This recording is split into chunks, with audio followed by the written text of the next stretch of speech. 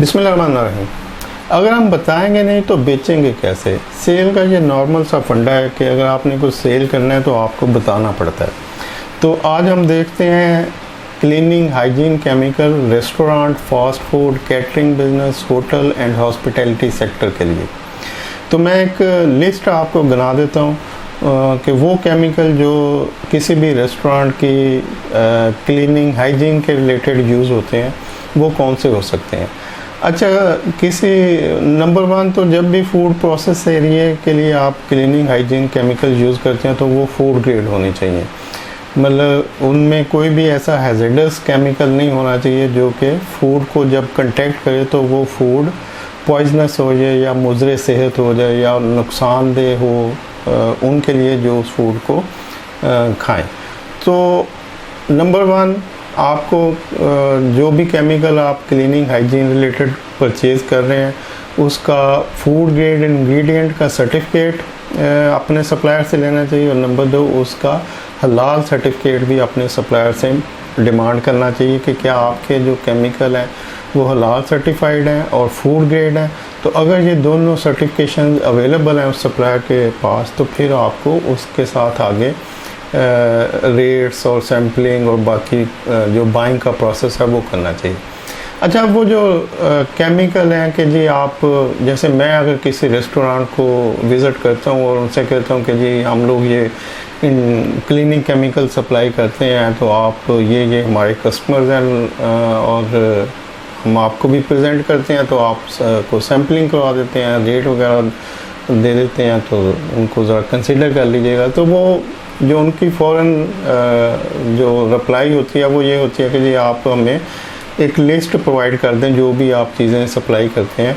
तो हम वो हमारे पास कोई 200 के करीब क्लीनिंग, हाइजीन केमिकल हैं जिनमें जो रेस्टोरेंट रिलेटेड है उनमें से सबसे ज़्यादा जिसकी डिमांड होती है वो होता है डिश वॉशिंग लिक्विड।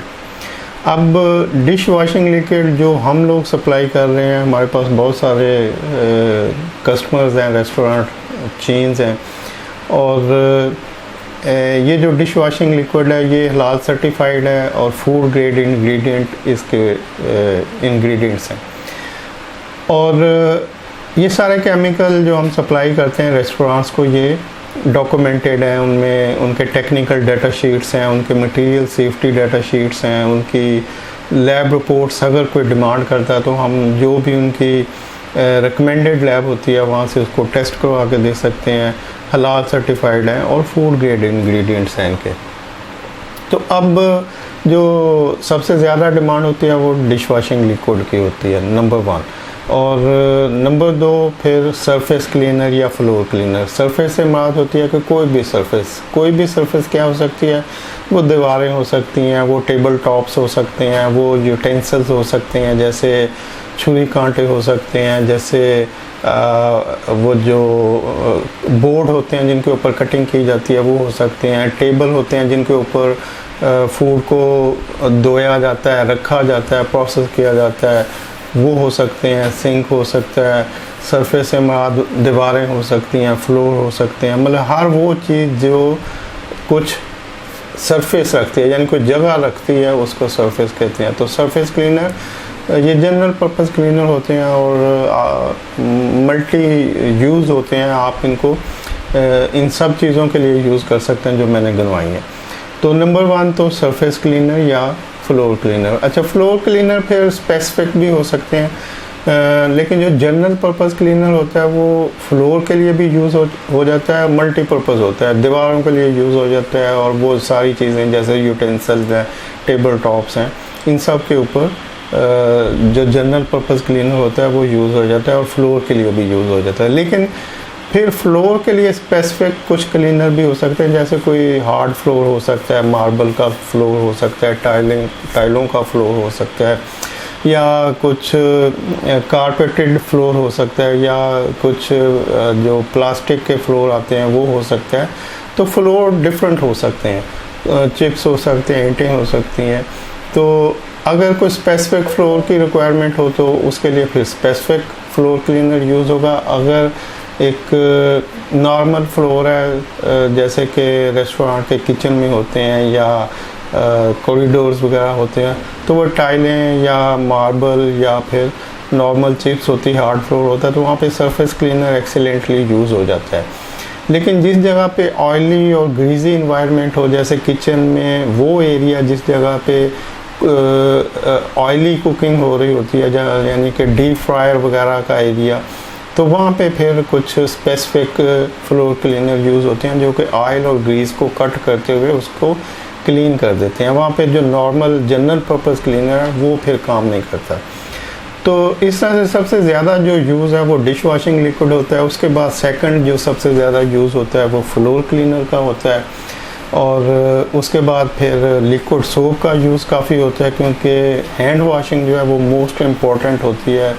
जितना भी किचन का स्टाफ है, फिर जो विजिटर्स आते हैं, जो गेस्ट होते हैं रेस्टोरेंट के, उन्होंने भी हैंड वॉशिंग करनी होती है। तो थर्ड वन जो आइटम है वो हैंड वॉशिंग के लिए लिक्विड सोप होता है। और कुछ अगर आप सेकंड ईयर की हैंड वॉशिंग जो हाथों की सफाई है उसके ऊपर जाएं, तो हैंड वॉशिंग के बाद फिर आप हैंड सैनिटाइज़र भी यूज़ कर सकते हैं। अगर जैसे कोविड के दौरान तो बहुत ज़्यादा यूज़ हो रहा था इसका, फिर लोग आस्ता आस्ता कम कर देते हैं, लेकिन आप हैंड वॉशिंग में लिक्विड सोप और हैंड सैनिटाइज़र दोनों यूज़ होते हैं। और अगर कुछ कॉस्ट कटिंग करनी हो, कॉस्ट सेविंग करनी हो, तो फिर सिंपल लिक्विड सोप भी आप यूज़ कर सकते हैं और हैंड सैनिटाइज़र को स्किप कर सकते हैं।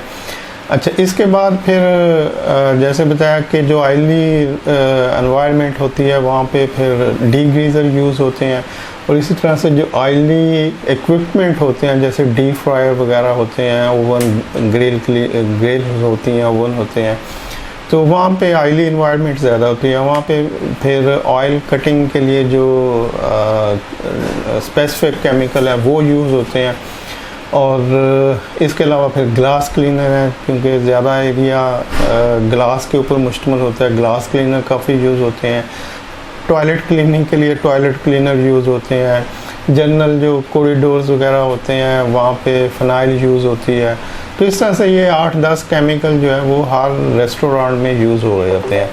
हाँ, एक और केमिकल जो कि रेस्टोरेंट में काफ़ी यूज़ होता है वो ड्रेन ओपनर होता है, क्योंकि जितना भी फूड जो प्रोसेस हो रहा होता है उसकी वॉशिंग होती है, उसकी क्लीनिंग होती है, तो उसमें छोटे छोटे गोश्त के क्लॉट्स या छोटी बोटियाँ, फ़िश, चिकन, मटन, इस तरह की, या उसकी चर्बी के छोटे छोटे पीसेस, ज़रे, फिर वेजिटेबल तो आसानी से डिज़ोल्व हो जाती है, लेकिन जो मीट रिलेटेड छोटे पोर्शन होते हैं जो वॉशिंग के दरमियान निकल के ड्रेन में चले जाते हैं, या कोई और ऐसा हार्ड सरफेस, कोई ऐसी चीज़ जो ड्रेन में चली जाए, तो उसकी फिर ड्रेन की क्लीनिंग के लिए समटाइम ड्रेन बंद हो जाता है, तो ड्रेन क्लीनिंग के लिए फिर ड्रेन क्लीनर यूज़ होते हैं जो उनको डिज़ोल्व कर देते हैं, गला देते हैं गोश्त वगैरह, बाल और इस तरह की जो चीज़ें होती हैं मीट रिलेटेड,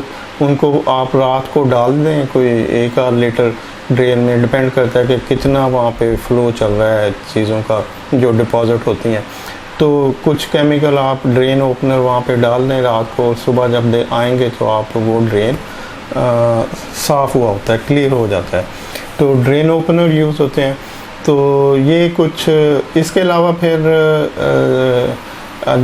जो चिमनी होती है जहाँ से धुआं ऊपर एग्जॉस्ट हो रहा होता है, हुड जिसको हुड होते हैं चूल्हों के ऊपर, उनकी क्लीनिंग के लिए भी या तो रेस्टोरेंट खुद ही उनको क्लीन कर लेता है टाइम बाय टाइम, या फिर कोई स्पेसिफिक उसके लिए कोई सर्विसेज हायर कर लेते हैं।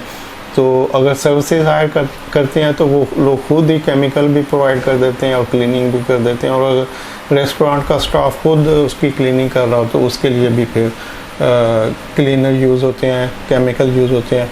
और फिर फमिगेशन के लिए भी कुछ केमिकल यूज़ होते हैं कि जितनी भी ड्रेन्स हैं उनमें कोई मक्खी, मच्छर, कॉकरोच वगैरह, उनको किल करने के लिए जो स्टोर एरिया वहाँ पे स्प्रे करने के लिए, टोटल जो किचन एरिया है सारी फूड जहाँ पे फूड प्रोसेस हो रहा है उसकी हफ्ते में 1-8 बार फमिगेशन होनी चाहिए। तो उसके लिए कुछ केमिकल यूज़ होते हैं, लेकिन ये भी सम टाइम लोग आउटसोर्स कर लेते हैं सर्विसेज, कि किसी फर्मिगेशन सर्विसेज प्रोवाइडर को हायर कर लेते हैं कि जी आप मंथली 3 या 4 विज़िट हमें दें और जो उनकी कॉस्ट होती है उसको पे कर देते हैं, या फिर वो ख़ुद भी स्प्रे कर सकते हैं। तो ये सारे केमिकल जो मैंने पीछे बताए हैं आपको, ये सारे हम लोग प्रोवाइड करते हैं। इनमें मोस्टली जो किचन और फूड प्रोसेसिंग एरिया के रिलेटेड केमिकल होते हैं वो फूड ग्रेड होते हैं, हलाल सर्टिफाइड होते हैं, और जो किचन के अलावा यूज़ होते हैं वो फिर जनरल केमिकल होते हैं। उन जनरल केमिकल में जैसे टॉयलेट क्लीनर है, इसका हलाल या फूड ग्रेड होना ज़रूरी नहीं है। ये सिंपल एसिडिक केमिकल होते हैं, तो आप इसको टॉयलेट में यूज़ कर सकते हैं। और तो इस तरह से ये एक लिस्ट है जो कि रेस्टोरेंट फूड कैटरिंग बिजनेस या जिस जगह भी फूड प्रोसेस हो रहा है वहाँ पे आप इसको यूज़ कर सकते हैं।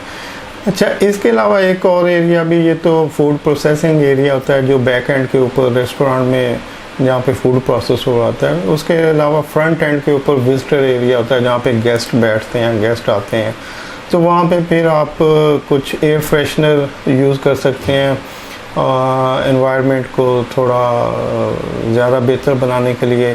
फिर फैब्रिक डोर एलिमिनेटर होते हैं जो कि सीटों, सोफ़ों, चेयर जो कि फैब्रिक की पोशिश हुई होती है वहाँ पे, चूँकि लोग मुख्तलिफ तरह के लोग बार बार बैठते हैं, मतलब वो ऑक्यूपाइड रहती हैं सीट्स, तो उनके ऊपर फिर उनकी फैब्रिक जो है वो बैड स्मेल देना शुरू कर देती है। तो फैब्रिक डोर एलिमिनेटर होते हैं जो कि आप फैब्रिक के ऊपर स्प्रे करते हैं ताकि उसकी जो फ्रेशनेस है, जब भी कोई गेस्ट आए और उसके ऊपर विजिटर बैठे तो उसको एक फ्रेशनेस फील हो, ना कि कोई बैड स्मेल आए।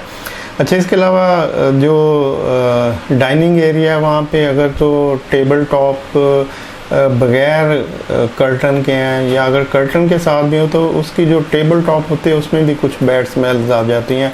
बैड स्मेल से मुराद है कि फूड की स्मेल आ जाती है, क्योंकि रिपीटेडली फूड सर्व हो रहा होता है, उसके ऊपर गिर भी रहा होता है, तो जो टेबल टॉप होती है उसमें भी फूड की स्मेल कुछ अंदर उसके रच बस जाती है।